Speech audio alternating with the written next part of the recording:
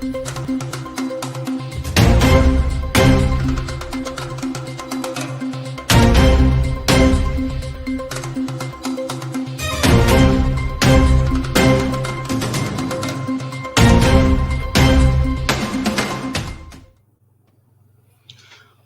वालेकुम, नमस्ते, सत श्री अकाल और Anjali.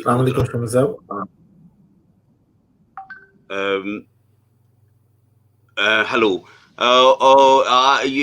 This is the last session of our today's transmission, which we specially arranged to mark the 1 year after the abrogation of special status of Jammu Kashmir under the Indian occupation, and all the related measures which they took to keep people silent, and what happened after that during the year, and how people see what are the future, what does the future look like. So we had guests from different parts of the state, and unfortunately some of them could not join because of internet issues, and we have their recordings which will be played after 7 today, or maybe after 8, because there is another show at 7. Junaid from Canada will be doing a show. So we will bring their voices to you whenever possible. And we had people from Ladakh, from Jammu, from Valley, from Gilgit-Baltistan, from Azad Kashmir and diaspora. So ये सारा दिन हम करते रहे. और in this last session, I have with me in the studio Sardar Aftab Ahmed Khan Sahab, who is Executive Director of Kashmir Development Foundation, KDF, and he's based in Britain. And we later on we will have Mirza Sahab Beg and Shumaila Raja joining us, and in that session we will focus on the role of diaspora, what role diaspora has played since 5th of August, what are the new initiatives that has come about, and what level of coordination exists between different activities and different initiatives, and how that coordination can be improved to make the activism of diaspora more effective and more meaningful. We will discuss those issues in the session when Mirza Sahab Beg and Shumaila join us at 6 p.m. Till then, मैं और आफ्ताब साहब बात करेंगे कि जो आफ्ताब साहब का क्या एनालिसिस है इस एक साल का जो रियासत के अंदर सूरत हाल है मुख्तलिफ इलाकों में, और इस वक्त जो सूरत हाल है. तो वेलकम आफ्ताब साहब, बहुत शुक्रिया आप यहाँ हमारे साथ जुड़ने का. तो thank you very much for having me. Thank you. तो आप किस तरह से देखते हैं ये जो सिचुएशन है, बिकॉज ऑब्वियसली आप उसके साथ जुड़े हुए हैं मुख्तलिफ तरीके से, आप एक तजज़ियाती इतबार से भी. तो क्या देखते हैं ये जो एक साल गुजरा है इसमें क्या बदला है? देखिए, जो बुनियादी जो बात है, जो चेंज है सिचुएशन में, एक स्टेटस को जो है वो टूटा है. एडवर्सिटी जो कश्मीर के साथ जुड़ी है, जो अलमिया है जिसे हम कहते हैं, वो उसकी एक तवील दास्तान है. मैं उसकी हिस्ट्री में नहीं जाऊंगा. आज पूरा दिन दोस्तों ने मुख्तलिफ एतबार से उन चीज़ों पे जो है वो सैर हसल बहस की है. मैं इसको जो है वो एक प्रैग्मेटिस्ट की हैसियत से देखता हूँ कि कैसे जो है वो हम एडवर्सिटी को अपॉर्चुनिटी में कैसे बदलें. क्योंकि जो की चैलेंज है हमारे पास वो ये है कि जो ऑक्यूपेशन है उसको, जो बुनियादी सवाल है या जो बुनियादी हमारे सामने जो टारगेट है, जो मंजिल है हमारी, वो ये है कि how can we end the occupation and reunite our people of all the regions of the state of Jammu and Kashmir and reunite the Jammu and Kashmir. देखिए, جو بنیادی بات ہے جس سے ہندوستان اور پاکستان دونوں جس بات سے خائف ہیں، یا جو سب سے زیادہ جو پرابلم ہے ان کے لیے، کہ جموں کشمیر کے آج 72 سال ہو گئے ہندوستان اور پاکستان کو علیحدہ ہوئے، اور جو بھی اس کی بنیادیں تھیں، جس بھی بنیاد پہ پاکستان بنا یا ہندوستان ٹوٹا، جس بھی انداز سے آپ ان سد لیں، وہ اس کے اوپر جو ہے وہ ہندوستان اور پاکستان میں بسنے والے جو ان دو ملکوں کے شہری ہیں، انہوں نے اس پہ اتفاق کر لیا۔ اور پھر بنگلہ دیش کے ٹوٹنے سے جو ہے وہ ایک جو تھوڑا بہت جو وہاں پہ ایک آپ کہہ سکتے ہیں کہ جو انہولی الائنس تھا، یا جو بھی جس طرح سے بھی اس کو آپ ڈیفائن کر لیں، کہ بھئی وہ ان نیچرل جو جو کلبنگ ٹوگیدر تھی، وہ پاکستان اور ہندوستان جو بنگلہ دیش بننے سے وہ بھی مطمئن ہو گئے اس پہ، جو ان کے درمیان جو ایشوز تھے they felt settled on that one. اور there is no apparent urge, demand or any political movement within India or within Pakistan or of the 47 کا وہ جو المیہ جس میں پاکستان ہندوستان ٹوٹے بنے اور اس کے بعد بنگلہ دیش، for any reunification of those territories. اب جموں کشمیر کا جو اس میں سوال ہے وہ یہ ہے کہ یہ ایک واحد خطہ ہے جس کے اندر جڑنے کی تحریک ہے، جہاں لوگ آپس میں واپس ملنا چاہتے ہیں، جو بکھرے لوگ ہیں، جو اس کے جو حصے بکھرے ہوئے ہیں جس بھی انداز سے ہوئے ہیں، اس کے اندر جو ہے وہ لوگوں کے اندر ایک ارج ہے دوبارہ جڑنے کی۔ اب اس ارج کو جو ٹوسٹ جو ہندوستان اور پاکستان دے رہے ہیں وہ یہ دے رہے ہیں کہ وہ اس کے اوپر جو ہے وہ اس کو اپنے اندر املگمیٹ کرنا چاہتے ہیں۔ وہ کشمیریوں کی اس خواہش کو جو ہندوستان اور پاکستان دونوں اپنی اپنی افواج وہاں رکھ کے جو اس کو جو کشمیر کو انہوں نے تقسیم کیا ہوا ہے اور اس کے لیے انہوں نے اپنی افواج وہاں پہ رکھی ہوئی ہیں، وہ یہ چاہتے ہیں کہ وہ اس جو کشمیریوں کی ایک والنٹیرلی ایک پیسفل جو سول ریزسٹنس موومنٹ ہے to reunite the state of Jammu and Kashmir, reunite the divided families of Jammu and Kashmir, and reimagine a peaceful and prosperous future for themselves within that South Asian region, and have positive and cordial relation between both India and Pakistan, China, in the region as well as within the communities of the nation. اس ارج کو، اس چیز کو وہ کیسے جو ہے وہ روک سکے، اس لیے تو فوجیں وہاں پہ انہوں نے رکھی ہیں، اور اگر کچھ ہو تو وہ یہ چاہتے ہیں کہ وہ ان لوگوں کے بجائے وہ اس سرزمین کو اپنے اندر جو ہے وہ شامل کر لیں۔ اب اس بات کے لیے جو ہندوستان کے ساتھ جو ہمارا جو سوشل کانٹریکٹ تھا، یا ہندوستان کے مقبوضہ علاقوں کے اندر جو ایک آرٹیفیشل جو ایک جو حوصلہ وہاں پہ رکھا گیا تھا، یا جو بھی اس کو کہیں، جس کی بنیاد جو ہے وہ ایک allegedly جو انسٹرومنٹ آف ایکسیشن ہے، یا جس طرح سے بھی اس کو کہہ لیں، پھر 370 ہے، یا باقی جتنے بھی جو کانسٹیٹیوشنل جو لنکیجز جو کریٹ کیے گئے، جو وہ ڈھانچہ جو کریٹ کیا گیا، اس کو انہوں نے وائیولیٹ کیا۔ obviously وہ جو یونائٹڈ نیشنز کی جو اندر جو طے شدہ پرنسپلز ہے اس کو اس نے نگیٹ کیا، اور اس کو ڈس ریگارڈ کرتے ہوئے ہندوستان نے کشمیر کے اوپر جو ہے وہ مکمل طور پہ اپنا جو ہے اس کو قبضہ کر لیا۔ اب اسی کی جو ہے یعنی ریورس میں، یا اس کے جواب میں جو آج پاکستان نے بھی جو ہے وہ اپنی نقشہ بازی کرنے کی کوشش کی ہے، وہاں کے جو نقشہ ساز ہیں، تو وہ بلکہ میں ان کو نقشہ باز کہتا ہوں، نقشہ ساز جو ہے وہ شاید مناسب نہیں ہے ان لوگوں کے لیے کہنا، چونکہ نقشہ ساز جو ہوتے ہیں وہ ان کی اسٹریٹجک جو ہے وہ انڈرسٹینڈنگ ہوتی ہے، وہاں تو اسٹریٹجکلی بلائنڈ ہے۔ تو یہ جو ہم اسٹریٹجکلی بلائنڈ جو نقشہ باز ہیں، وہ ان کو D H A, Bahria town اور اس طرح سے اس کے ملکہ علاقوں پہ قبضہ کرنے اور نقشے بدلنے کا جو تجربہ حاصل ہوا ہے، تو اس کی بنیاد پہ انہوں نے سوچا کہ بھئی یہ نقشے بازی بھی ہم یہاں کر لیں گے کشمیر پہ بھی۔ تو اس سارے کو اگر ہم ایک جگہ اکٹھا کریں تو اس کا نتیجہ یہ نکلتا ہے کہ یہ دونوں ممالک جو ہیں، یا وہاں کے جو نقشہ باز ہیں، وہ شاید یہ سمجھتے ہیں کہ وہ اب جموں کشمیر کو جو ہے وہ ہڑپ کر لیں گے، جب وہ اپنے اندر جو ہے وہ شامل کر لیں گے، اس پہ قبضہ گیری کر لیں گے. تو یہ جو رویہ ہے، یہ جو اپروچ ہے، I think that would lead for more confrontation and internal disintegration of those states.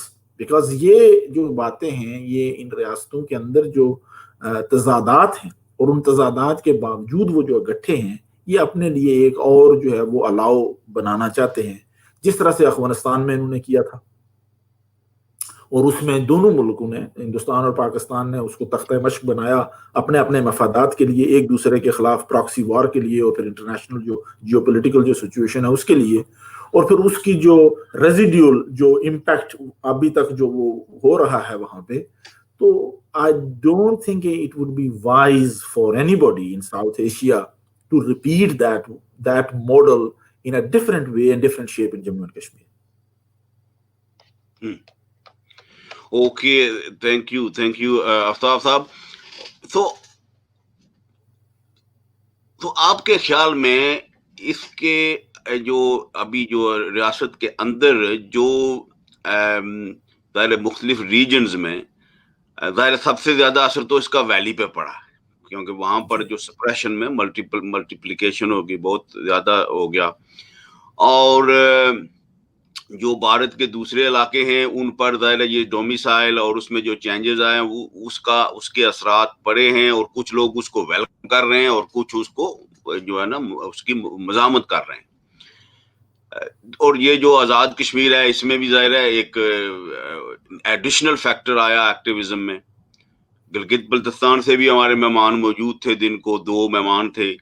انہوں نے ان کی رائے کے مطابق وہاں پر بھی اس کا جو اس کی مذمت کی گئی ہے، اور گلگت بلتستان کے لوگ جو ہیں وہ اب زیادہ اویئر ہو گئے ہیں کہ ہماری جو حیثیت ہے، قانونی حیثیت، وہ ریاست کے ساتھ جڑی ہوئی ہے، اور ہم دوسرے خطوں کے لوگوں کے ساتھ مل کر اپنے حقوق کے لیے نیگوشیشن کر سکتے ہیں.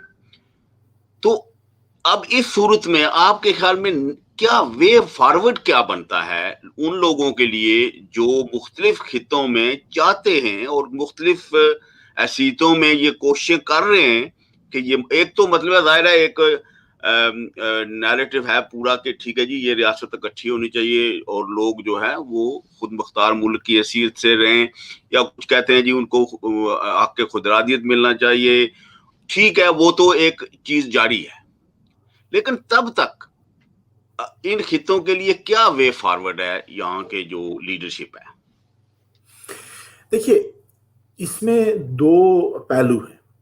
ایک یہ ہے کہ جو ریلیشن شپ ہے، ہم بھارت کے جو مقبوضہ جموں و کشمیر لداخ کا ریجن ہے، اور جو انہوں نے اس کے لیے جو اہتمام کیا ہے، انتظام کیا ہے 5 اگست 2019 کے بعد جو سچویشن ہے، obviously that is something which has completely opposite to what a democratic process or a democratic governance system exists anywhere in India even.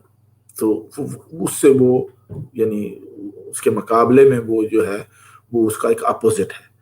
اب ہندوستان جو ہے وہ یعنی کلیئرلی ڈسٹنگوشڈ جو اس کا رول ہے وہ یہ ہے کہ ایک قانون جو ہے وہ ہندوستان کے لیے ہے اور دوسرا جو اس کے مقبوضہ علاقے ہیں اس کے لیے ہے، اور جو ریگولیشنز وہاں پہ آ رہے ہیں، جس طرح سے وہاں وہ چینجز آ رہی ہیں، وہ باقی چیزیں ہیں. اب اگر ہم یہ سمجھتے ہیں کہ جموں کشمیر جو بھارت کے قبضے میں جو جموں کشمیر ہے، وہاں کے لوگ کیسے ری نیگوشیٹ کریں وہاں کا سسٹم آف گورنمنٹ اور governance till the final disposition of the conflict of the Jammu and Kashmir. تو یہ جو ہے ریلیشن شپ جو ہے وہ ہمیں یہ بات اب کلیئرلی ہمیں ہے کہ وہ ایک آکوپائر اینڈ ان آکوپائڈ جو ٹیریٹری ہے، اس کی جو ریلیشن شپ جو بنتی ہے وہ اسی کے اعتبار سے وہ ڈیولپ ہوگی. اب یہ جو ہے اس کے لیے کوئی نیا دھوکہ یا کوئی نیا سراب یا کوئی اور کیموفلاج نہیں کیا جا سکتا. وہ کیموفلاج کا جو عمل تھا پچھلے 72 سال میں ہندوستان نے جموں کشمیر کے اندر جو ہماری اسمبلی تھی، وہاں کا پنچایت نظام ہے، باقی جو وہاں کے انتظامات ہیں، وہ ایک جو غلاف اس کے اوپر چڑھا کے جو اس کے تحت وہ جو اسٹرنگس تھیں دے آر بیئر اوپن. ایک تو یہ بات ہے. تو وہاں ہم نے یہ اس بات کا وہاں پہ یہ تعین کہ yes that's an occupied territory, that's an occupying force. اور جو انٹرنیشنل کنونشن ہے فور آکوپائڈ ٹیریٹریز، ان کے اندر جو بھی جو اس کا انتظام ہوتا ہے، وہ ہمارا کیس واپس جاتا ہے یونائٹڈ نیشنز کے تحت کہ as an occupied territories how we will redevelop those relationships. تو اس میں کوئی ایلوژن نہیں ہونی چاہیے. جو بھی کشمیر کے اندر جو وہاں کے معروف سیاستدان ہیں، فاروق عبداللہ صاحب ہیں یا عمر ہیں یا باقی جو بھی وہاں کے چھوٹے موٹے سیاستدان ہیں یا جو سہولت کار تھے پہلے ہندوستان کے، جو وہاں کی انتظامی یا پولیٹیکل جو اسٹرکچرز میں جو لوگ موجود رہے ہیں، وہ جموں میں ہیں، ویلی میں ہیں یا لداخ میں ہیں. تو ان کو یہ بات اب مطلب یہ کلیئر ہو جانی چاہیے کہ ان کو اپنے سٹیٹس کا تعین جو ہے وہ اپنے قد کے مطابق جو ہے وہ کرنا ہے. اور اس کے اندر یہ ہے کہ بھئی یہ بات درست ہے اور یہ بات مان لینی ہے کہ بھئی ہم وہ آکوپائڈ ٹیریٹری ہے، اور in occupied territory how we will conduct our business. دوسری طرف جو پاکستان کا زیر انتظام جموں کشمیر ہے، وہاں کی جو ایک آزاد حکومت ہے، اب اس لیے آزاد کشمیر کا جو یہ حصہ یہ آزاد نہیں ہے. جو گورنمنٹ ہے وہ کلیم کرتی ہے کہ وہ آزاد ہے، وہ آزاد government of the state of Jammu and Kashmir ہے، وہ اوور آل اسٹیٹ کو ریپرزینٹ کرتی ہے. یہی اس کا پریمبل ہے جس بنیاد پہ وہ قائم ہوئی تھی. تو اب اس کی جو ریلیشن شپ ہے وہ پاکستان کے ساتھ جو ہے وہ اگر آج کی جو اسمبلی کا جو اجلاس ہے اس میں جو آزاد کشمیر کے وزیر اعظم ہیں، ان کی میں نے تھوڑے سی جو کلپ دیکھی ہے اس میں انہوں نے اس کی وضاحت کی ہے، اور اس کے اوپر انہوں نے اس کی طرف اشارہ کیا ہے کہ وہ کیا چاہتے ہیں. اب جو باقی جو ریاست کی جو شہری ہیں، جو ریاست کے جو باقی شہری ہیں وہ کیا چاہتے ہیں، اور وہاں کی جو باقی سیاسی جماعتیں ہیں، جو آزادی پسند جماعتیں ہیں یا باقی سیاسی جماعتیں ہیں، اس میں سے جو ایک بڑی جماعت ہے وہ آزاد جموں کشمیر مسلم کانفرنس ہے. اور ان کے جو پریزیڈنٹ ہیں جناب سردار عتیق صاحب، انہوں نے ایک انٹرویو دیا ہے، اور جس طریقے سے انہوں نے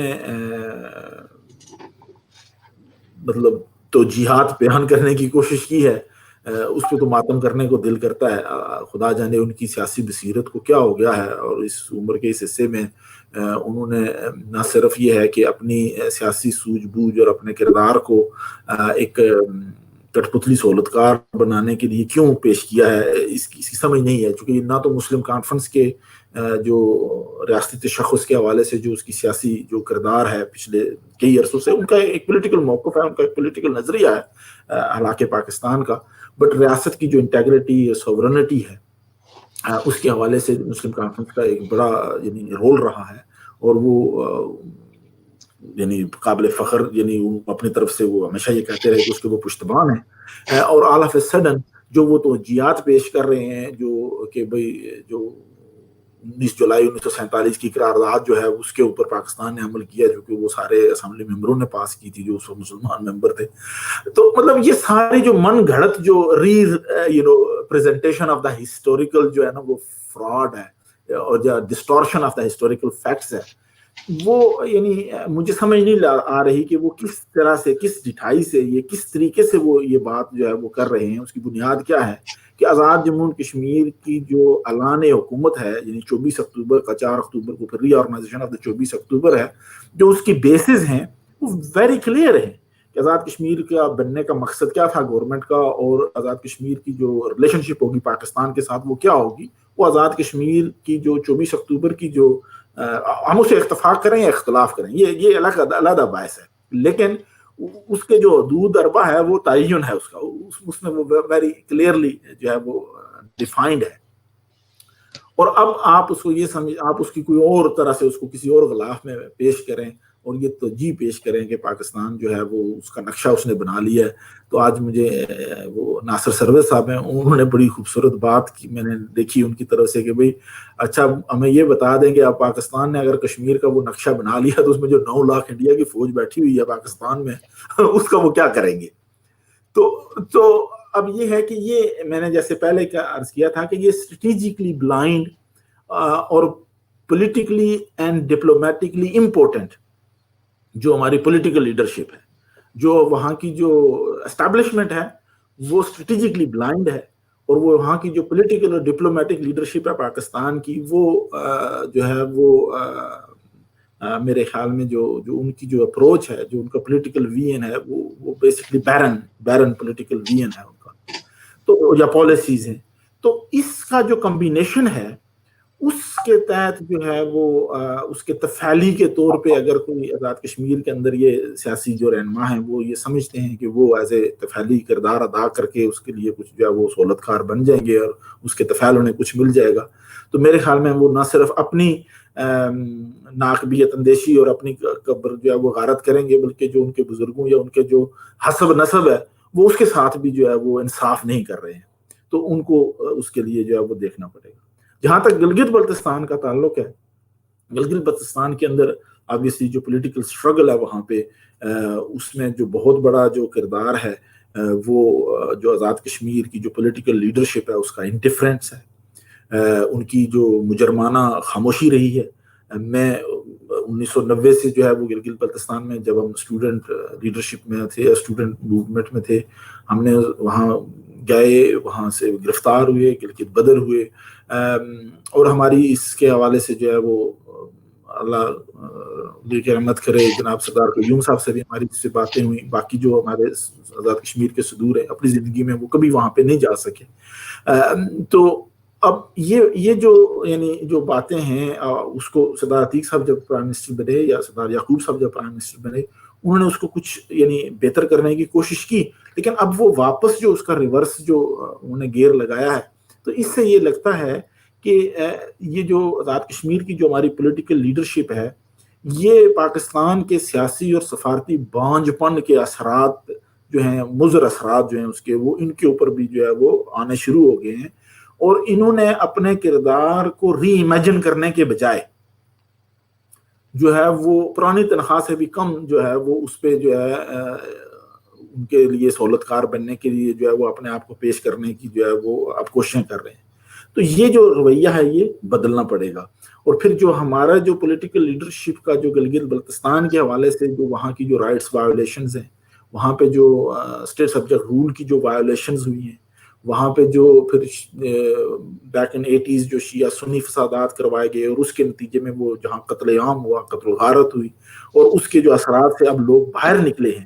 اور پھر وہاں جو اب جسے ہمارے سے جو عوامی ایکشن کمیٹی ہے جو وہاں پہ لوگوں کا دوبارہ پولیٹیکل جو ڈیولپمنٹ ہو رہی ہے، تو اس کو کیسے وہاں پہ ختم کیا جا رہا ہے. ابھی وہاں پہ جو الیکشن ہونے تھے، ابھی دیکھیں کہ پاکستان نے جو ہے وہاں پہ جو بھی لولا لنگڑا وہاں پہ سسٹم ہے، but obviously there is a system of local administration جس میں لوگوں کی اس میں شمولیت جو ہے وہ کسی حد تک جو ہے وہ پولیٹیکل موومنٹ تھی، تو اس کو انہوں نے جو ہے وہ بائی پاس کر لیا ہے. اب وہ حیران کن بات ہے کہ جو ایک ہی آرڈیننس جو ہے وہ الیکشن جو ہے وہاں پہ وہ صدر پاکستان جو ہے وہ ان سے وہ جاری ہوتا ہے، پھر وہ خود ہی حکومت اس کو منسوخ کرتی ہے.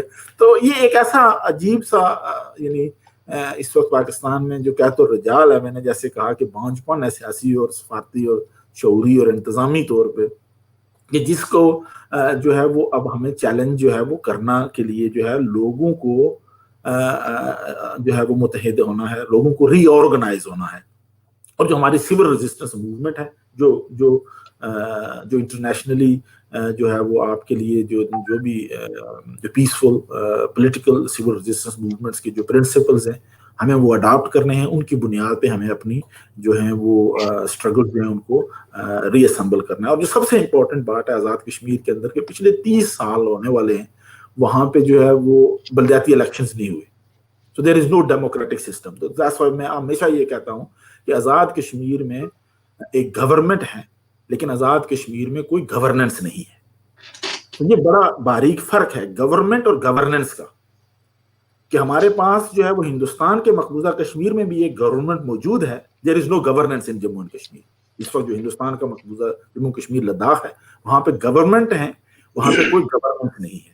اور سملرلی آزاد کشمیر اور گلگت بلتستان میں ہمارے پاس گورنمنٹس ہیں، حکومتیں ہیں، لیکن جو ہے وہ حق حکمرانی جو ہے وہ لوگوں کے پاس نہیں ہے، یا وہاں پہ گورننس نہیں ہے. جو گورننس میں اکاؤنٹیبلٹی ہوتی ہے، کنسنٹ آف دا پیپل ہوتی ہے، اور لوگوں کو جو عوام اور عوام کے جو منتخب نمائندے ہیں، مختلف سطحوں پہ جو منتخب نمائندے ہوتے ہیں، ان کے پاس یہ اختیار ہوتا ہے کہ وہ انفارم اینڈ انفلوئنس کریں پالیسی میکنگ میں. اور جو بھی policy informed and influenced after the consultation and engagement of the public and public representatives ہوتی ہے، وہی جو ہے وہ کہیں آگے لے کے جا سکتی ہے. ادروائز جو ہے وہ یعنی ایک پیپر پہ جو ہے وہ کچھ یعنی تو پالیسی کا صرف نام کہہ سکتے ہیں، یا وہ obviously that end into یہ جو آپ نے مائنڈ سیٹ کی بھی جو گورننس کا یا کنٹرول کرنے کا جو طریقہ کار ہے، اس کے حوالے سے ایک سوال پیدا ہوتا ہے، اور ظاہر ہے پھر ہمارے دوسرے مہمان آ جائیں گے اور ہمارا موضوع تھوڑا بدل جائے گا، کہ ظاہر ہے کہ انڈیا میں بھی یہ جو ریزسٹنس جس کو ہم کہتے ہیں، یہ پہلے تھوڑی تھوڑی تھی، پھر زیادہ ہوتی گئی، اور 87 میں بہت بڑی ہو گئی، اور پھر اس کے بعد بندوق آ گئی اور بہت کچھ ہوا. تو اس کو وہ سپریس نہیں کر سکے سارے تمام حربوں کے باوجود. یہاں پر یعنی کہ ان خطوں میں جن کو آزاد جموں کشمیر اور گلگت بلتستان کہا جاتا ہے عام طور پر، یہاں پر بھی ایک جو اگر جو لوگ قریب سے دیکھتے ہیں ان کو نظر آ رہا ہے کہ جو ایک مزاحمتی سیاست جس کو کہا جا سکتا ہے، جو مین سٹریم جس کو کہتے ہیں، اس سے باہر ہے، اس میں کنٹینیوسلی اضافہ ہو رہا ہے. اور ان کے جو ڈیمانڈز ہیں وہ اگر مینج کی جائیں اور ان کو ان خطوں کو بیسک رائٹس دیے جائیں تو ظاہر ہے وہ نیوٹرلائز ہو جاتے ہیں، یا ان کی جو گروتھ ہے اس میں جو ہو سکتا ہے یا چینج ہو سکتی ہے ان کی پالیٹکس، کہ یس وی کین ورک ٹوگیدر لوگوں کے رائٹس کے لیے. اور ہم اس میں جو جیسے جاوید نے اپنی کتاب میں لکھا ہے کہ ڈفرینٹ ماڈلز موجود ہیں جن پہ وہ کر سکتے ہیں، لیکن لگ یہ رہا ہے کہ یہ اس سچویشن میں بھی اس کو اہمیت نہیں دے رہے کہ یہاں پر جو لوگوں کے مسائل ہیں، یہ اس طرف والی سچویشن کو استعمال کر کے یہاں پر ایک ایموشنلائز کر رہے ہیں لوگوں کو. اور یہ کس قسم کی گورننس ہے؟ اس سے تو مجھے نہیں لگتا کہ کوئی پازیٹیو چیز پیدا ہو سکتی ہے. اگر کنٹرول کر بھی رکھیں، لوگوں کو خوف زدہ کر کے بھی رکھیں، تو اس سے وہ کتنا عرصہ ایسے کر سکتے ہیں؟ تو why there is no change in Pakistani mindset even after Pakistan کے نہیں. جیسے میں نے پہلے عرض کیا نا، اسٹریٹجکلی جب آپ بلائنڈ ہو اور پولیٹیکلی اینڈ ڈپلومیٹکلی جو ہے وہ آپ جو ہے وہ بانجھ پن کا شکار ہو، بیرن ہو، تو ایسا ہی ہوتا ہے. اب پاکستان میں دیکھیں کہ پچھلے 30-40 سال سے پاکستان کے اندر بھی جو پالیٹکس ہے، وہاں بھی جو ہے وہ کنٹرول پالیٹکس ہے نا. مطلب جو وہاں پہ جو ایم این ایز یا ایم پی ایز ہیں ان کی حد تک ہے. اس کے بعد تو عوام کا کوئی اس میں عمل دخل نہیں ہے. جو وہاں پہ یعنی تھوڑا سا عرصے کے لیے وہاں پہ آپ کو بلدیاتی انتخابات ہوئے پاکستان میں، ناظمین کا لانا، اور دوسرا تیسرا یونین کونسلز، اور تھوڑا سا یعنی مشرف کے دور میں اس کو وہ چینج کیا گیا، اور اس میں یہ محسوس کیا گیا کہ شاید جو ہے وہ جو M N A M P A level کے جو لوگ ہیں ان کو یعنی بائی پاس کر کے آپ لوکل سطح پہ مینیج کر لیں گے. But that was too difficult for the establishment to actually carry forward. تو انہوں نے فوراً اسے ہاتھ کھینچ لیے، اور پھر واپس جو ہے وہ ابھی ڈمی جو ڈرامہ بازی ہے جو پاکستان میں اس وقت موجود ہے، یہ چوچوں کا مربع جو ہے وہ انہوں نے اکٹھا کیا ہوا ہے، اور اس سے جو ہے وہ مطلب جذباتی لوگوں کو ایک طرح سے وہ لگایا ہوا ہے. تو نہ ان کو یعنی ایک طرف وہ نہ اکنامی میں، نہ پولیٹیکل میں، نہ ڈپلومیٹکلی، نہ ترقی کے اعتبار سے، کسی بھی اعتبار سے وہ کسی کے کنٹرول میں نہیں ہے. تو اب یہ ہے کہ جو ملازمین ہوتے ہیں یا جو اسٹیبلشمنٹ ہے وہ ملازمین ہیں، تو اب انہوں کی تو اپنی جو پے اینڈ جو انٹرسٹ ہیں وہ اسی میں سے نہیں ان کو باہر نکلتے، اور پھر they don't put their livelihood at risk. یہ تو پولیٹیشین ہوتا ہے نا، جو عوام کی خاطر جو ہے جو واقعی جو جینون جو پولیٹیکل ورکر ہوتا ہے یا جو پولیٹیشین ہوتا ہے، وہ اپنے لوگوں، وہ چونکہ لوگوں میں سے ہوتا ہے، اور وہ اپنے لوگوں کے لیے اس کے لیے قربانی بھی دیتا ہے، اور وہ पॉलिटिकली रिस्क भी लेता है, क्योंकि at end of the day he is accountable to the public, और उसको पता है कि अगर वो 5 साल में डिलीवर नहीं करेगा तो he will be answerable back to that. और जो बंदा जो है वो जिसको बैटमैन भी मिला है, जो उसको मुलाजम भी मिले हैं, और जो अपनी तनख्वाह भी ले रहा है, और वो फिर एंजॉय भी कर रहा है, और वो रिटायरमेंट प्लानिंग भी कर रहा है, और जो पहले से जो उसकी नौकरी होती है उससे दुगनी तनख्वाह पे और दुगनी मराद पे वो नौकरी की प्लानिंग में बैठा होता है करने के लिए, तो उनसे तो मुल्क नहीं चलेगा ना. वो तो फिर obviously they just manage the things. So आपने जो है वो मैनेजर्स बैठाए हैं जो सिचुएशन को कंट्रोल करने की कोशिश करते हैं, but there is no leadership. तो लीडरशिप जो होती है वो पॉलिटिकल मैनिफेस्टो देती है.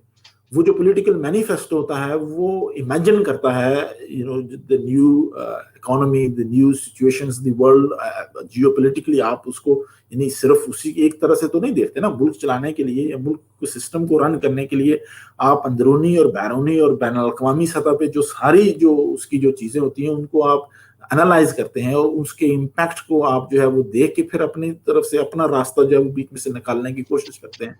तो ये तो सारी एक जज्बातीपन है ना जो वहां पे चल रहा है. तो इसलिए वही चीज जो है वो मॉडल जो है वो जो कश्मीरियों के ऊपर जो सब्जुगेशन है वो सेटिस्फेक्शन है बेसिकली, कि how we have control. Basically ये जो वो होता है ना जो बेसिकली जो काबज कुफ्तों का जो एक सेटिस्फेक्शन है ना, वो जो महाराज का जो राज था, ब्रिटिश राज की जो वायसराय और वो जो था ना, तो ये उसकी लेगेसी है. So what they cannot actually deliver in Pakistan, they cannot actually do in Pakistan or in India. So for their ego, for their satisfaction of egos, of the legacy of the colonialism, they actually practice those practices in Azad Kashmir or in Gilgit-Baltistan or in Jammu, Ladakh and Gilgit. So that's the dilemma in which we are in. So what we have is that we have the colonial legacy or colonial sympathizers who wanted to cherish the legacy of colonialism through their neo-colonialism in Jammu and Kashmir, through their policies and their practices, and there are obviously their takers and collaborators there as well. So that's where we are at this moment in time. Thank you very much. So that's we have to challenge and we have to move.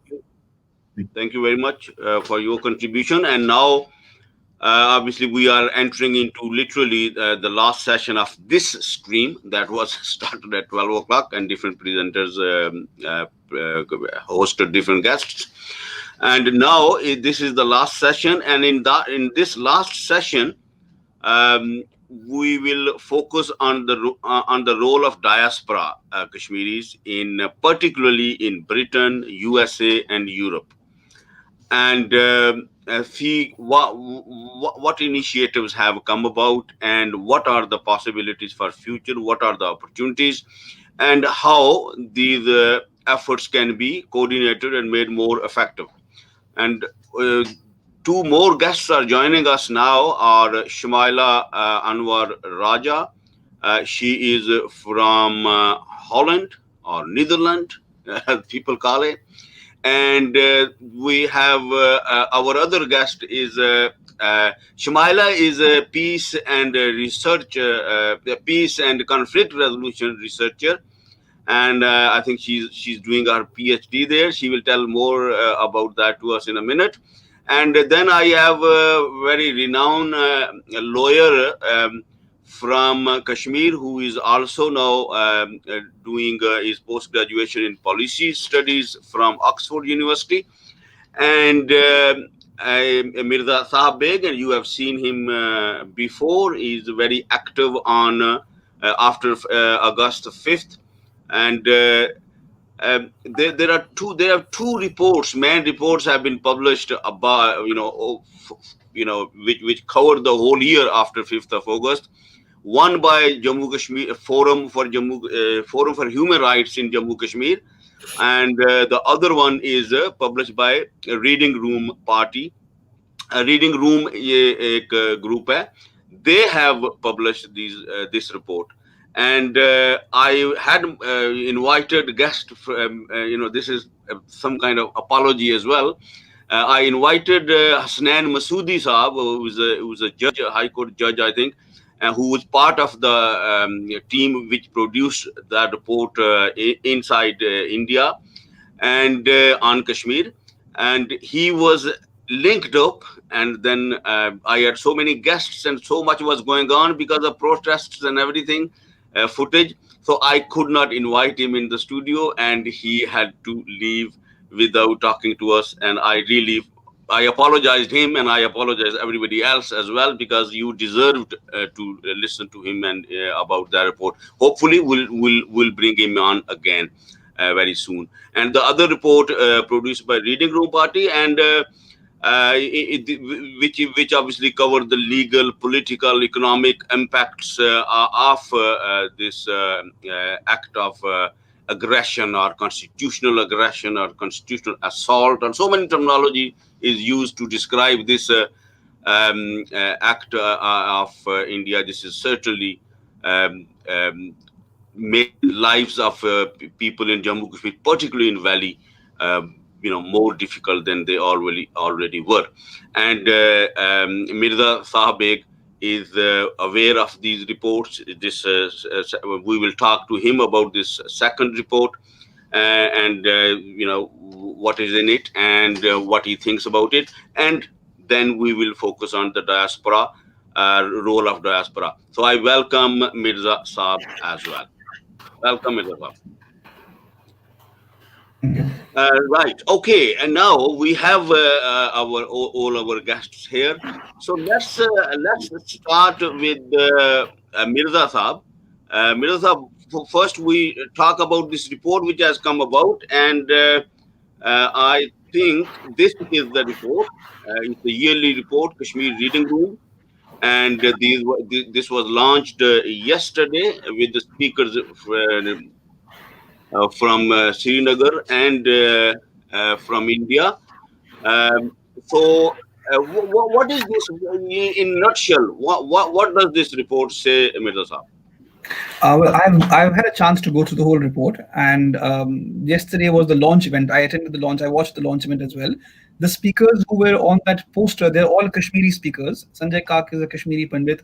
Hamida Naeem is a Kashmiri professor, and JKCCS President Parvez Imrod Saab was also there. So they were the ones who were invited to launch the report, and they spoke. They had also gone over the report, various aspects of it, and what they commented on was that, in fact, Professor Hamida Naeem said that this is the first draft of our history of the last 1 year. In that sense, the report holds a lot of importance. But what struck me the most was the dedication page of this report. As soon as you open it, the first page is the dedication page, where the report says that Kashmir Reading Room dedicates this report to all Kashmiris who have given their lives to resolve and to end this conflict. To us, you exemplify the best of humanity: humility, courage against all odds, a burning conscience, and above all, the determination to ensure that the crimes of our oppressors are not forgotten. So that is the essence with which this report has been created. But the other thing that Sanjay Kak pointed out was that the approach of the report is to look at the undivided state of Jammu and Kashmir. So they're looking at the state of Jammu and Kashmir as it existed pre-1947. And if you look at the poster, the image that has been made, which we had shared just some time ago, the cover page of this report, it shows the map of undivided Jammu and Kashmir, which is the next one. If you can show the cover page of the report, so it shows the map of undivided Jammu and Kashmir, which is being pulled apart by the various states around it. And it shows how this little map had been stitched together. These different regions had been stitched together through various historical compromises and various historical agreements, and how the politics of each region has evolved over time.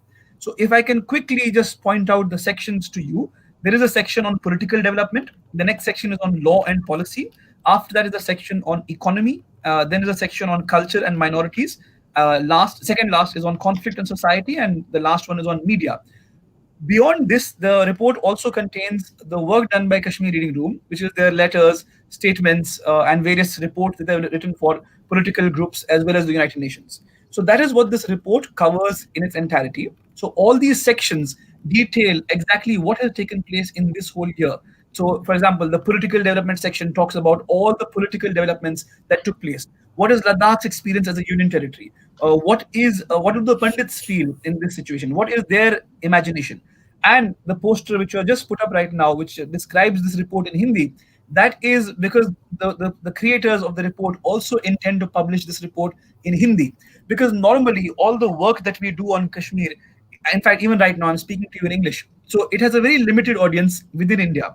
And the Kashmir Reading Room wants this report to be read by common Indians also who don't understand English or who don't read English. So it needs to increase the reach, the penetration within Indian society, as well as regional vernacular languages as well.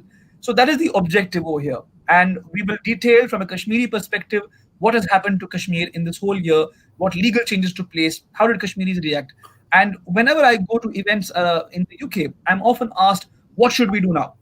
What has to be done is things like this at every level. Of course, there are other means of protest as well, but within when you are living outside India, outside Kashmir, and you want to engage in a particular space, this is one form of bringing people together, because the report has brought together Indian people who believe in self-determination for Kashmir and people from various regions of Kashmir. There are Pandits in this report. There are Kashmiri Sikhs in this report. There are Kashmiri Shias in this report. All who are who are vocalizing their political imagination of Kashmir. And of course, there is the wider demand within Kashmir. It's also been analyzed from various perspectives. There's a report, there's one article which talks about Ladakh's experience, Kargil's experience. So where do Kargil's Shias or Kargil's Muslims, where do they see themselves after being made into a union territory? So chapter 3 in section 1, which is about Ladakh's experience as a union territory, that talks about how Ladakhis right now feel that there is no vision, there is no, the imagination of a union territory, what they had in their mind is very different from what the reality is right now, and how there's a complete disarray, especially in the post-COVID times. So I'm happy to go over any questions you have about the report and anything you want me to explain in detail. But this is in a nutshell an overview of the section on political development. Then there is a section on law and policy, which covers the domicile law. It covers the Public Safety Act in this 1 year, how it has been used, what are the So, orders that have been passed. Yeah. so all people who are active in anywhere actually about Kashmir situation, I think they should read this report and equip themselves with the facts, what is going on. So that is very interesting, and I hope it will be soon available on social media and everywhere. It's already available online. You can. It's on jklpp.org. That's the website. If you click on the report section there, the report is free to read. Although the group does intend, I've been asked to say that the group does intend to pay all its contributors, all the people who have worked on the report. So if anyone finds it worthwhile, it's been kept as a voluntary contribution if anyone wants to make one. But otherwise, the report is free of charge, free to read. It's about nearly 300 pages. It contains photos from this whole 1 year. It contains artwork, drawings which have been made by various artists to describe what is going on in an artistic fashion. And of course, the theoretical, academic-oriented research as well on specific things. In fact, one thing that I wanted to specifically point out also is, for example, there's an article on mining in section 3, which is on economy, which has detailed what happened to each tender. Did a non-local get the tender, or did a local person get the tender? And you see an in-depth analysis of academic research, of in-depth analysis of what has taken place in this last 1 year throughout the report. So I think it is definitely a worthwhile read for anyone who wants to be acquainted, be brought abreast with what has happened in this last 1 year to us. And from there on, a platform needs to be given to all these voices to come together and take the narrative forward on Kashmir. And even if we differ, you see, there may be people in Kashmir who want to make a socialist state. Someone might want to make an Islamic-oriented state. So someone might want to make something else, whether it is merger with Pakistan, maybe even autonomy within India. Some people still may feel that, even after all that has happened.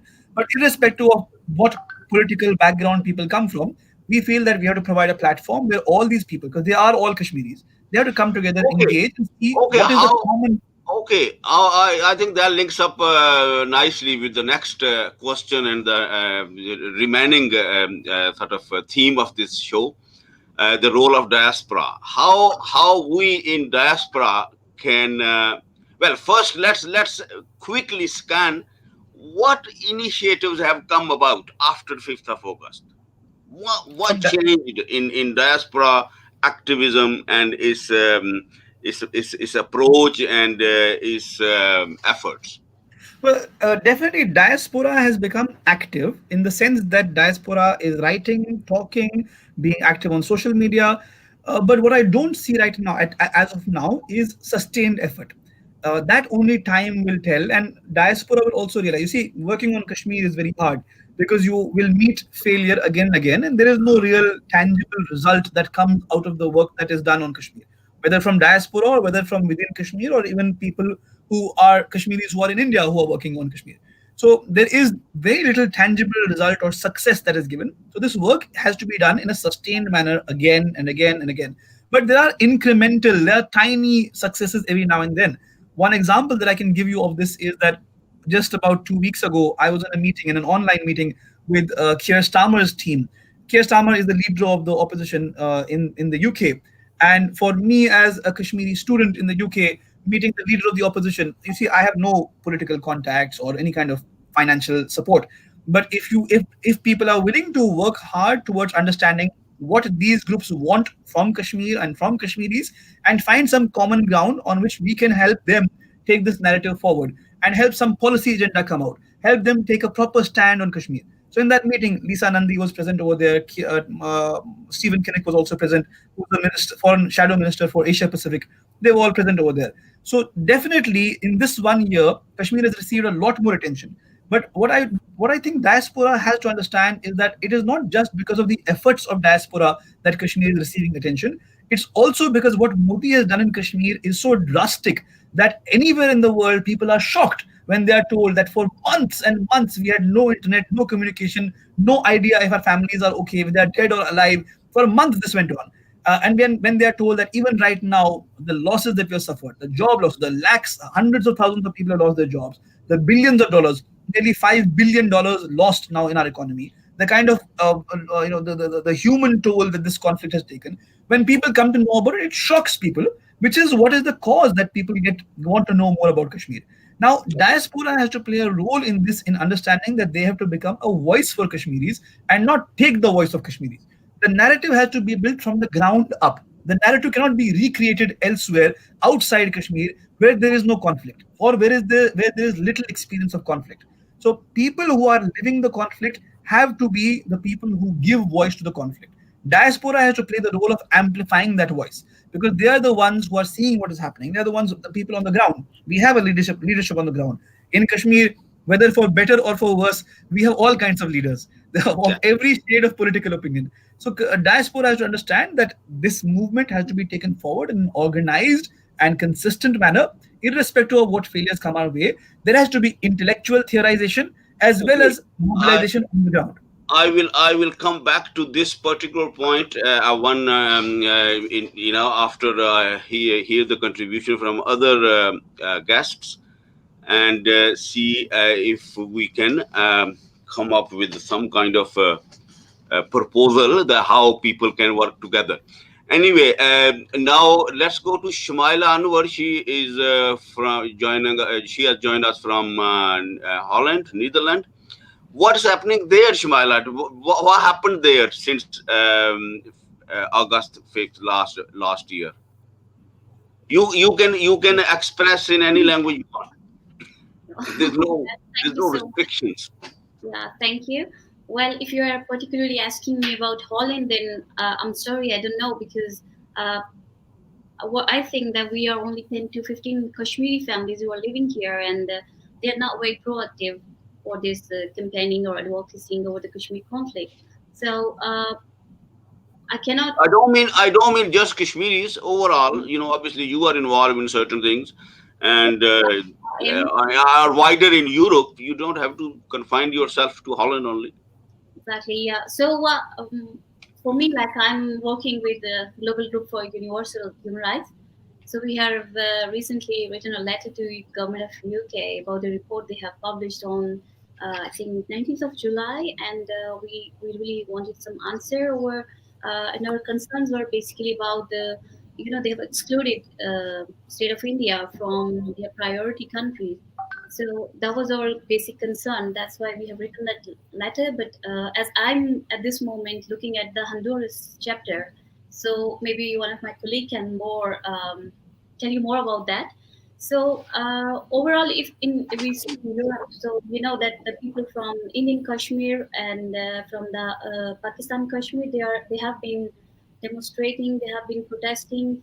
Uh, at various events, various places, for example, in European Parliament, in front of United Nations. So, well, there was no outcome actually, and I agree with Mirza Beg that we should amplify the voices of the people, who are on the ground, rather than creating a new narrative for them. So, this I truly believe that is not happening here in Europe, unfortunately. Yeah. Okay, and let's see what Aftab Sahab has to say about the diaspora activism so far after 5th of August. Aftab Sahab, can you quickly go through? Have there been any interesting initiatives or encouraging or things which you think have potential to grow into more sustainable efforts? Yes, obviously there are very positive some of the initiatives, and although they are at embryonic stages, but I would look at three different aspects of the diaspora role in helping or in reshaping or contributing in the people civil resistance movement for the against occupation and for the reunification of the state of Jammu and Kashmir. One is obviously aspect is the humanitarian assistance for the people who are affected by conflict across the state of Jammu and Kashmir, on the line of control within the cities, towns, as Mirza Saab Beg alluded to, the businesses, in Kashmir, the economy has affected all the regions. It's not only obviously Valley is the most hardest hit, but similarly, the businesses in Jammu are very intertwined with the Kashmir business. Businesses are the growth in Kashmir, and our whole economy is interlinked up to Ladakh. So they are interlinked, and it has a cumulative impact on all the communities, whether they're Muslims, Sikhs, Hindus, it's not the religious, all the people living in those regions. So that's an aspect of the humanitarian assistance, that how can we ensure that diaspora and all the communities and international humanitarian aid organizations support our economy and support people living under occupation in the occupied territories in both the regions of Jammu and Kashmir. The other aspect is the political mobilization. So in terms of the political mobilization, I think in terms of Britain, as well as in the other parts of the Europe to some extent as well, Kashmiri diaspora is one of the most active, proactive political activists in our society. However, our focus of our political activities or our direction of our political activities is not targeted, is not strategic. It is more sort of activities for the sake of the activity. There is, as I said, that there is too many activities, but no productivity. And it's a fatigue. It's activity fatigue. And now it's a new dimension of the, the conferences, the webinars, and all that. The technology can be used, very effectively to develop a more coordinated, more shared understanding. But unfortunately, it is again just using what we used to use on the streets now on the cyberspace, which creating, as I said, that no productivity, no result. So we just transform our sphere of our activities, but nothing new in terms of the political activities. And the third aspect is the public policy advocacy. So the public policy advocacy to inform and influence the European or the international community, international organizations, institutions, frameworks, and their policy priorities, and where Kashmir actually fits into their priorities. One of the key, I would suggest that one of the key parameter for that is the United Kingdom Annual Human Rights Report, for instance. Everything else, the activities and the diaspora, all those conferences, meetings with MPs, lobbies, and everything else, they culminate annual human rights report, which is a statutory That's the report, one mutually Shumaila sovereign was talking Commonwealth about. of. Yeah. Hmm. Yes. I'm not sure whether she talks about that one, Yeah, yeah, something she else, was but referring to the same that is thing. the report which laid down before the parliament. What happened is that some of the, again, people try to do this all parties Kashmir parliamentary committee report or something like that to equate with that one. That's not the reality. That's an entirely different impact and entirely different use for that one, for all parties APPG groups reports. The key report is the Minister of the Crown report laid before the Parliament about human rights in the world. And Kashmir is very, the way it is, presented over there and what is mentioned over there is nothing compared to anything happening, what's happening in Kashmir. So that is, I think, a reflection. That is a mirror for everybody who wants to do or who does any activities on the name of Kashmir, that where we stand and where we are at. And that is an area where we can make the difference. And the only way we can make that difference is that we reclaim the sovereignty in our foreign affairs of the state of Jammu and Kashmir. And that's in our hands. That's in our people's hands. So that whole gambit of that thing which we have, like the India and Pakistan, like from the instrument of the accession, the alleged instrument of accession that defends foreign affairs and the currency will remain with India or the same with the Pakistan. That whole, I would say the smoke screen or that whole thing to keep control of the colonial control over Jammu and Kashmir, we have to break that cycle. And for that one, we have to create our people diplomacy, the people diplomatic core of the people who work and understand the public policy, and then who can work and then represent diplomatic level. And for that one, the citizen diplomacy is a established mechanism, and we can reclaim the sovereignty on the foreign affairs of Jammu and Kashmir through the citizen diplomacy route. And that's what I would suggest is the key area which we can move forward.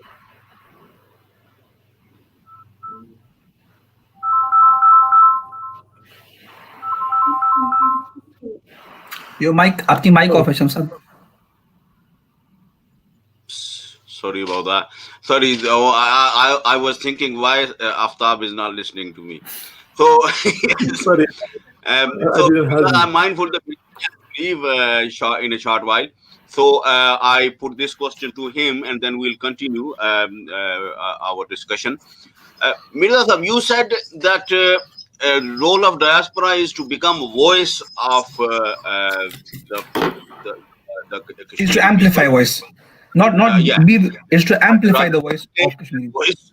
And that's I fully agree with that. However, the next part of what you said, that has to come from ground and where the repression is most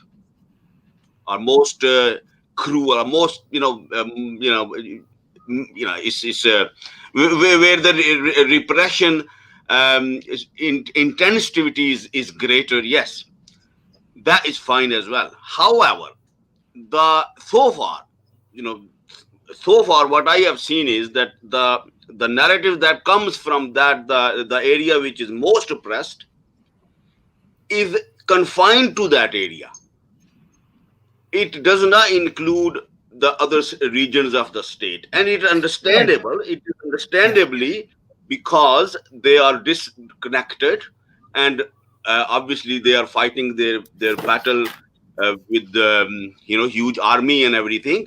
However, the political narrative that comes from there is not acceptable to other regions. Well, not everybody, but there is a huge differences between different regions. And how to address that? Because diaspora, in my view, has to become or amplify the voices, all voices of the state, if we are talking about the state. And if we think the state is not possible, because there are too many differences between different regions. So therefore, then we have to be very, very clear about that, and then we focus on the regions which actually do want to work together. Yeah, So yes. So how to handle this dilemma? your question is so on point on this, because this is the issue we face. See, first of all, as Aftab Saab also said, that if we do not protest, if we do not understand where to protest and what to say and what narrative to take, all our protests become only performative in nature. This is just a performance. Otherwise, it's not effective in any manner. Now, your point is, it's absolutely true. When in areas there, in those areas where there's oppression, because the people who are oppressed are so consumed by their own immediate oppression, that they will amplify, they will discuss that area's issues. So, for example, Valley discusses Valley's issues, Ladakh discusses Ladakh's issues, but that voice becomes subsumed amidst the larger oppression, because see, the oppression that takes place, especially in the Valley, is so ghastly and so vivid that it occupies the the imagination as well as the conversation. It gets dominated by that space. Now, for diaspora, what I'll say is, there is no one voice alone which has to be amplified. There is diaspora from all sides of Kashmir, even from Gilgit-Baltistan, even from Azad Kashmir, even from Valley, even Jammu there is diaspora. In Ladakh there is diaspora. Every person of the diaspora should first amplify the voices of their region. You talk about the issues of your region first, and then connect with people. My suggestion on this is that we connect with each other, because you see, all 5 regions of the undivided state of Jammu and Kashmir have 70 years of history through which we have been divided. We have not had any connection between the last 70 years with, say, between Valley and Gilgit-Baltistan. What is the political imagination over there may definitely be different today from what the political imagination is in the Valley. So, if you have linkages between these, and the leadership has to take that forward, that has not happened till now, and that can only take place outside India. That can only take place outside Kashmir, because only when you come to a place like, say, London or the UK, over here, there is nothing stopping a person from Kashmir Valley to meet and work together and understand people from Azad Kashmir. So when you understand each other, you understand the narratives, you understand the history, you understand each other's struggles, you will realize that the tools of oppression that are used in all regions are similar. Of course, they may not be the same. That the kind of the experience of oppression is very different, because, say, in Kashmir Valley, oppression comes in ghastly human rights violations. But, say, in Ladakh, it might not be a ghastly human rights violations. It will be political oppression. For example, right now, Ladakh has no legislative assembly also. They have been converted into a union territory, which is a demand that some Ladakhis had. But if you talk to people in Kargil, they do not have that demand. They have not asked for a union territory without any legislature. And Kargil, in fact, in the report which we discussed, one article has been written by a lawyer from Kargil, Kashmiri lawyer from Kargil, who talks about how Kargil has historical linkages to Srinagar. So their trade and their connection was all in Srinagar. By converting these into 2 separate union territories, you are dividing without any plan for the future, for future development. You have divided them and you've thrown them to the wind. There is no visualization. So the tools of oppression are always going to be similar, but the experience, the way it has been used against different regions, that experience will differ. So we have to first understand that yes, there are differences, but those differences do not mean that we have no commonality, that we cannot come together to understand that we have to take the narrative forward together. Now, in a political perspective, one can say that each region should decide for itself, but each region has to have a final resolution. Each region has not, none of these regions have a legal document, a legal agreement binding them officially with the people's will to the regions that control them. Tomorrow, if China wants to take a part of Ladakh, what is the legal legitimacy of that? Have the people of Ladakh given them that legitimacy? If India wants to annex, as it has annexed Kashmir, Valley and Jammu, the regions that Indian administered Kashmir comprises of, has there ever been any legal document for that? So all regions do not have any legal understanding with the regions that control them. So which is why the region is disputed. And even Indians should not shy away from saying that Kashmir is a disputed region. Because if Indians say that there is no dispute on Kashmir, or that Kashmir is not disputed, then the part of Kashmir which is under Pakistani control, does that mean that Indians have given up on that? So even Indians should not shy away from saying that Kashmir is disputed. Everyone, Pakistanis accept that, Indians accept that, and Kashmiris also obviously accept that we are disputed. So now the question is, how do we take the narrative on this dispute forward? So what you were saying, that diaspora has to amplify the voices. That's true. So first, I would suggest amplify voices of whichever region you are from. Talk about the issues that you have faced. People from the Valley must talk about issues that they have faced. People from Azad Kashmir must talk about issues that they have faced. And then we must come together to understand what are the common issues and how can we help each other. You see, when I came to the UK, I noticed that there is no structure that has been created which has a presence in all regions of all 5 regions of the undivided state of Jammu and Kashmir.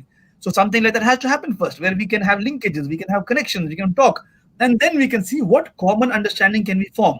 If we come to the conclusion that there is no common understanding that can be formed, then a new kind of politics has to emerge, a new imagination has to emerge, which might not have the map of Kashmir the way we imagine it.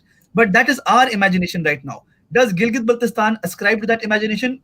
People in the valley do not know. There is no connection. They have had no communication.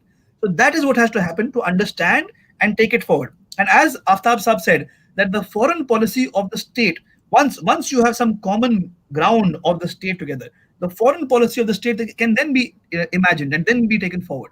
So when you have that, you engage with international bodies as a state, because you see, the state of Jammu and Kashmir has never died.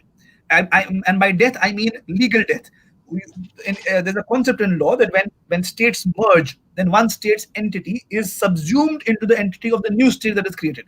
For example, India as a state did not exist before 1947. India has come into existence in 1947 as a state, as what you know as the modern nation state of India.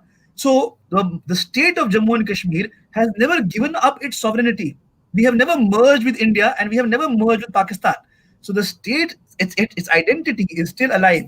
Kashmir, at best, we can argue, if the instrument of accession, if the argument is that instrument of accession is valid, at best we can say that that part of Kashmir is only given its defense, communication, and foreign affairs to control over India. And even for those 3 areas, India cannot make direct law.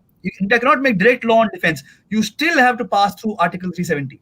You cannot apply directly any law which Indian Parliament makes onto Kashmir. So there are always safeguards, which means the identity of the state of Jammu and Kashmir is not dead. It is still alive. And we have to carry that forward towards a final resolution. And now, when that final resolution comes about, there will be a multiplicity of views, and we have to respect. You see, we have Kashmiri Sikhs, we have Kashmiri Hindus, we have Kashmiri Shias. Definitely, of course, diversity there is exactly. We have to give respect. Has to be inclusive. We have to give due respect to all our minorities. minorities. I think the main concern here is that how, because there is, like Aftab said, the Kashmiri abroad, Kashmiri diaspora is the most active diaspora community, certainly in Britain. And however, their activism remains very ineffective in terms of policy change or in terms of any meaningful achievements. And one of the reasons which come to mind is, after about 30 years observing it and being part of it at some times, that the differences which exist there between different regions are reflected in diaspora rather than being inclusive and taking all those voices, genuine issues in different regions, and then building their narrative on that grounds. They actually are behaving like they are living in different regions. Although they are in the same protest, but they have different priorities as to what to say and what not to say and all that. So how to bridge that gap? How to meet this challenge? That is the question now to everybody. Right. You have said a lot. Now let's see what Shumaila says and Aftab says, and then we'll see. Shumaila, you need to turn on your mic. I'm so sorry. Okay. So I was listening to him very carefully, and what I have learned so far from him, and according to my understanding, well, he said that we should amplify the voices of our own region, wherever we belong to. And then, okay, let's suppose it's like that we have some problem at the home and we are going in the street and then we're talking about the problem, what exactly is happening inside the home. So why not we do some intrastate dialogues, or we try to develop consensus among us, and then come up with one narrative to the international community where we can get a support. For example, if we are going to any institution, UN, anywhere, even I'm living in Netherlands, so I'm going to Dutch government and I'm telling them, okay, well, I want an independent state, okay? No India, no Pakistan, no China, ABC, yeah? And then there comes another Kashmiri and he says, well, I don't want to stay with India, but I want to go with Pakistan. Yeah. So isn't it like we are confusing the international community, and that is our failure? And that's why international community has not done anything for us so far. I mean, this is just a question, and we cannot amplify the voices in a way that every region has to come and tell about their grievances, what they are facing. For example, in AJK, there are a lot of governance issues. We are far behind from this national identity because we don't know what is national identity. Crises are so far because we are so much engaged with these kind of troubles. For example, we don't have the health facilities there, no infrastructure, no good education. I mean, no good governance at all. Okay, and at the same time, our brothers and sisters from Valley, they are fighting their freedom. They're struggling for their freedom, and they know what national identity is, because that is a national question. So in under this scenario, I think it's better we develop a consensus among ourselves. We try to communicate with each other, state dialogues, and then go on to the international community, and then we can play a role as a diaspora. Thank you, Shumaila. And let's see what Aftab has to say on this. Basically, No, how to yeah, thank you have a very much, Shumaila. coordinated. I really, echo what Shumaila has already said, and I appreciate. I think one of the key bit is that, as Iris Young said, that there are 5 faces of the oppression. So we need to look at that in terms of, there are 3 key things. One is oppression, and then there is a privilege, and then there is resistance. So the privilege and oppression is oppression, the way that 5 forces of the oppressions from the occupiers are, put upon us. And in that one, there is a politically privileged class which help and support or sustain that oppression or help that oppressive forces. And there is a resistance against that one. And those 5 forces which we have is obviously the exploitation, then marginalization, and then we have powerlessness within the our systems. We have culture of silence, that how the voices needs to be silenced, and there is a culture of silence created through media, other sources, and security measures, and all the rest of the things. And then you have the overall a cultural imperialism. So if we, in terms of the diaspora, what I would suggest is that how to work that one. I think how to empower those voices, or amplify and empower those voices from the diaspora's perspective, as well as we need to work together to focus on those three priorities. As I said, that one is the humanitarian assistance, and I think to mobilize Kashmiris in the diaspora to work together to deliver and to support the humanitarian assistance for the people affected by conflict in all the regions of the Jammu and Kashmir. So that will galvanize the masses within the diaspora for that particular purpose. And there is a way to work that one with humanitarian assistance agencies and organizations. Then there is a political mobilization within the society, trade unions, political parties, political organizations, and how can we work with them to help to understand, to broaden the understanding of the political activists and political policymakers, or the politicians in the UK at all levels, whether it's the local level or the national level, about both aspects of our communities who are minority communities living in the UK or in Europe, and these communities, we have people who live over here, and how the local system affects our life and our well-being, health, well-being, economic development, socio-economic integration in these societies, as well as what effects it has back in our home, and how the overall democratic governance and systems over there is going on, and how can we influence them through international aid, development aid, and political, the government level. And the third, as I said, that is the diplomatic work. Yeah. So if we work around those 3 things, then we will have a clear priorities what would be our first priority, what will be our second priority, what will be third priority in all those three areas, and how we work on those priorities. Yeah, And yeah. that actually what Shumaila is suggesting, Yeah. identifying At is the moment, that will at the be moment, the at real the moment, area of the collaborative work or cooperative work. So at the that's what moment, it looks like, my suggestion is. yeah. At the moment, it appears that yes, a lot of people are working on these issues you have raised, or these initiatives. There are a lot of initiatives who are focusing on these activities. But and in many cases they actually negate each other, like Shumaila referred to.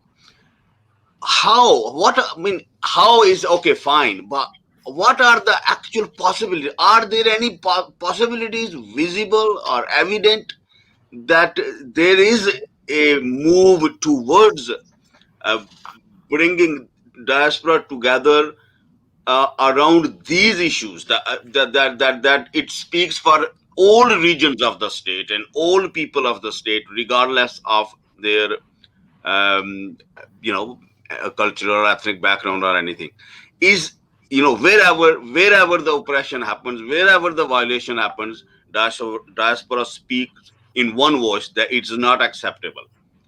And then obviously, with when if we can achieve that, then obviously there are a lot of other initiative will get more strength.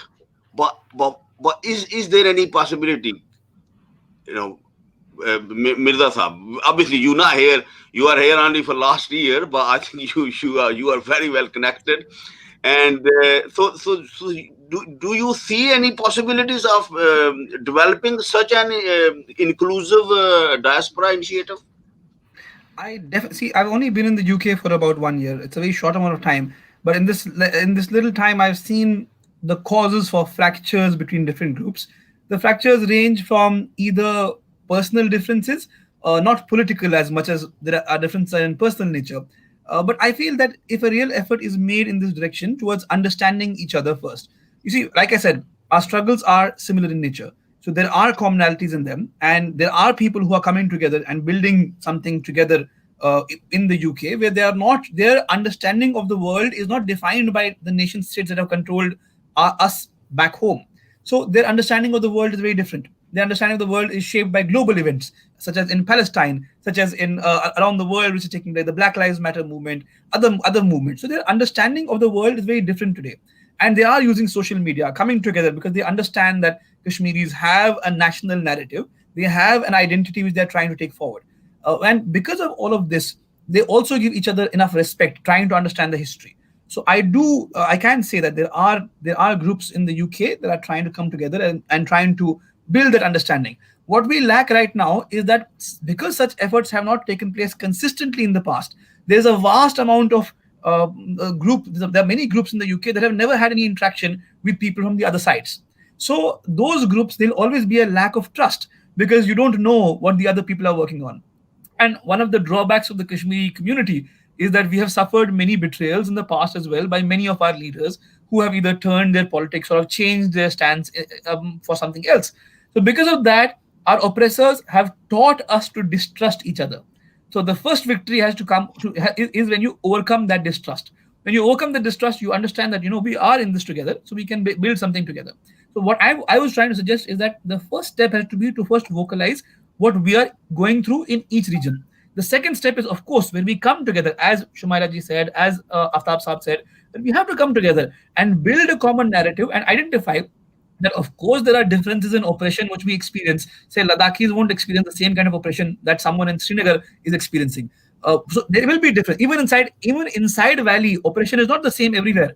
Oppression inside a posh area of Srinagar and oppression, say, in Pulwama or some other place in Kashmir will be very different. You feel like when I go to those areas, you feel like you're in some different place. So there are differences in experience, but there's also a common thread throughout. And we are bound together by an identity that has been created in 1846. Whether we accept that identity or not is the next question. Whether we accept the map of Kashmir as we see it, as we imagine it, that is the next question.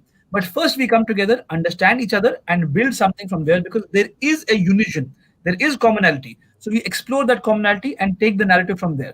After that, if the regions feel that this imagination is not profiting or not benefiting a particular region, we are all mature enough to understand that they can go their own way then. But first, we have to explore that and see where we lead. That has not happened in the last 70 years.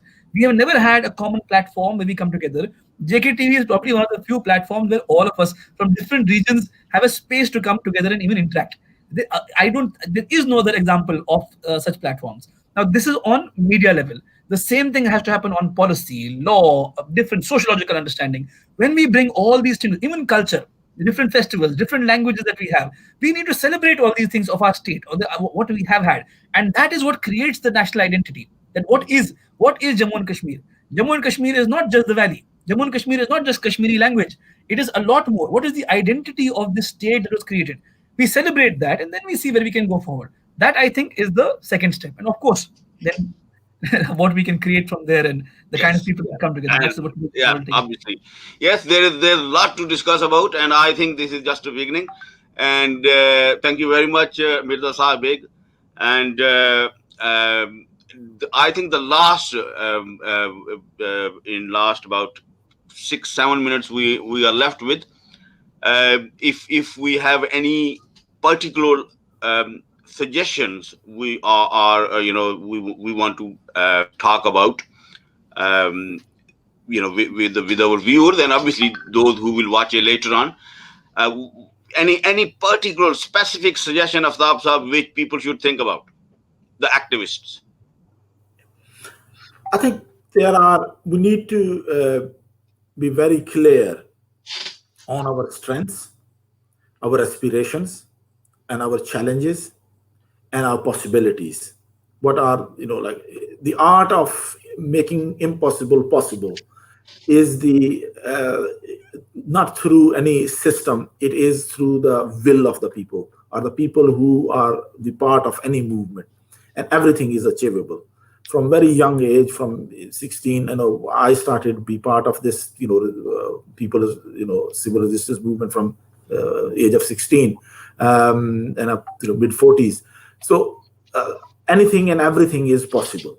One thing which we must have the belief that there is no such thing which can stop us in achieving our freedom and our goal for the reunification of our state of Jammu and Kashmir. That's going to happen. That is our belief. So when you believe something positive, and what Mirza Sahib Beg said is that let's celebrate our little successes, because they build the confidence for bigger battles. So we have made our achievements, our own lives, our own struggles. When I look at my primary school, when I was sitting on barren ground with no furniture, nothing, just pointy leaves and jute tarts. I was studying in my primary school. Then I went into the university and I went through all those. So these are individual successes. How can we make our individual successes a collective effort, and then bring our experiences? It's not that I have a different experience than Shumaila may have, or Mirza Sahib Beg and the other may have. So let's pool those experiences together. If I have 20-year experience and Shumaila Sahib, you have 30-year experience, our collective experience of something is 50 years. Let's learn from our own mistakes. Let's learn from our own, underachievements, or which we haven't achieved, but let's celebrate our successes as well. And if we can have that collate together and share with each other and make a collective effort based on our professional knowledge, our understanding, and then our vision together, then I think we create a framework through which I would suggest all the people who are in terms of the academics are professionals, those who know the different field of the life and expertise. How can we bring them together around those expertise? Because what is not happening is that we are not bringing in our professionalism into our political activism. So majority of our political activists are not bringing in their personal experiences into their professional, like the professional experience, professional life into their political activism? And are we only doing the political activism? So we need to look at that, where my expertise, my experience is best placed. And I do not want to become an expert in everything. Let's identify a focused contribution, and we have our own lives as well. And that way we will be more productive. So less, like the activities, but more productivity. And that way, I think, to create that network of networks. So what the next suggestion I would present is the idea that everybody will come into one forum or form a one platform. That doesn't work in this world. This is a networked world. It is network of networks. So we have a network of researchers. We have a network of professional managers, or conflict managers, or humanitarian aid experts or workers. So let's make these network of networks who basically coordinate and facilitate, are linked with each other, and we create an infrastructure support mechanism which actually facilitate cross network collaboration. And if we can do that and achieve that in our sphere of our expertise, those networks, and they interlink with each other, that network of networks then create an overall national collaborative platform. So that's why I think we need to be pragmatic and Okay, practical. That's my thank you suggestion. very much. Thank you, Aftab Sahab. Thank you very much. Hopefully, we will carry on this discussion further, how to do that, and all those things. But last word from Shumaila. Thank you, Shamsa. Well, I would say that we should have to develop and build this concept of togetherness, because whatever we are doing is more likely on the party basis, individual level. So what I feel that there is a lack of togetherness. And the second thing that I would like to say, it would be in Urdu, because most of your viewers they understand Urdu very well. So मैं उन लोगों को सबसे ये कहना चाहूँगी कि अगर आप लोग यहाँ पे जितने भी पॉलिटिकल पार्टीज हैं इंटरनेशनली, वो बहुत सारे फोटो सेशंस होते हैं, आप सब लोग देख सकते हैं सोशल मीडिया के थ्रू। आए दिन कोई प्रोटेस्ट हो रहा होता है, कोई वेबिनार हो रहा होता है, बड़ी कॉन्फ्रेंसेज हैं, ये वो है। क्या कभी आप लोगों ने सोचा कि आप उनसे एक एनुअल रिपोर्ट मांगे कि अच्छा जी आपने फलां टाइम पे ये किया था, बेशक पार्टी के बिहाफ पे किया था, उसका क्या आउटकम है? तो आपको पता चलेगा कि उसका जीरो आउटकम है, हुआ कुछ नहीं है। हमने बड़े फोटो बना लिए, मैं भी उसमें शामिल हूँ, हमने फोटो बना लिए, आपको दिखा दिए, ओके हम ये कर रहे हैं, फलां कर रहे हैं, ढमकाना कर रहे हैं, इन पे कुछ भी नहीं है हमारे पास। तो मेरे ख्याल से हम सबका भी यहाँ पे ये जो हम डायस्पोरा बने बैठे और हम कहते हैं कि हम रिप्रेजेंट कर रहे हैं अपने लोगों को जो कि state of Jammu and Kashmir के हैं, तो फिर हम लोगों को ये रिस्पॉन्सिबिलिटी अच्छे से निभानी चाहिए।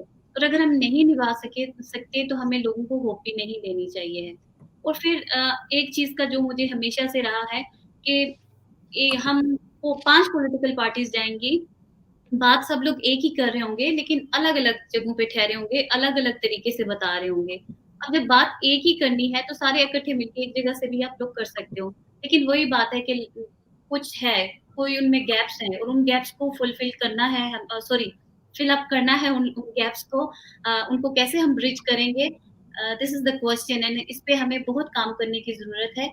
और ये उसी तरीके से हो सकता है कि जब हम एक दूसरे को एक्सेप्ट करेंगे, there are lot of perspectives, like more likely 5 perspectives हैं, मैं उनको भी फ्रेम तो नहीं करना चाहूँगी, बट मैं ये कहूँगी कि जो जिस पर्सपेक्टिव से अगर हम एक दूसरे को एक्सेप्ट करेंगे और एक दूसरे के नैरेटिव को स्पेस देंगे, तो हम बहुत बेटर कर सकते हैं in future. Thank you. Thank you very much, Shumaila.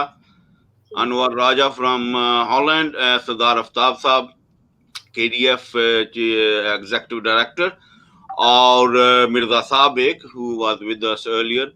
And thank you very much, every one of you who were watching us and who will watch later on, of course.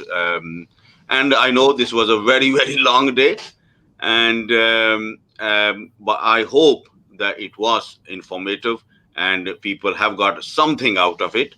And we will carry on this exercise of bringing people together from different perspectives and from different regions as well. So let's hope that that helps to bridge the gaps. And thank you very much again. And now I think this is the end of this session. Aftab, Thank if you, you want to. Shamsab. And I would say that, thank you, particularly you who has facilitated this whole marathon from since morning, like till today, this time, and we all and every one of us, is grateful for your help in facilitating all these different point of view and bringing all the people together. So much appreciated and very well done. Thank you. Thank you very much, Aftab. But I must mention that it was a team effort, and we don't have a big team, but I think they are very dedicated and committed people who have worked over the last week to organize this. And we were doing different streams on different platforms, and we learned by doing it that we need a separate stream for protests, because otherwise it was becoming difficult to cover both on the same screen. So yes, and I think thank you very much, all the team, and obviously our boss who's sorting out looking after the technical side. So thank you very much, everybody, and that's all we had for this show. See you very soon with some more interesting topics and more interesting guests. Thank you.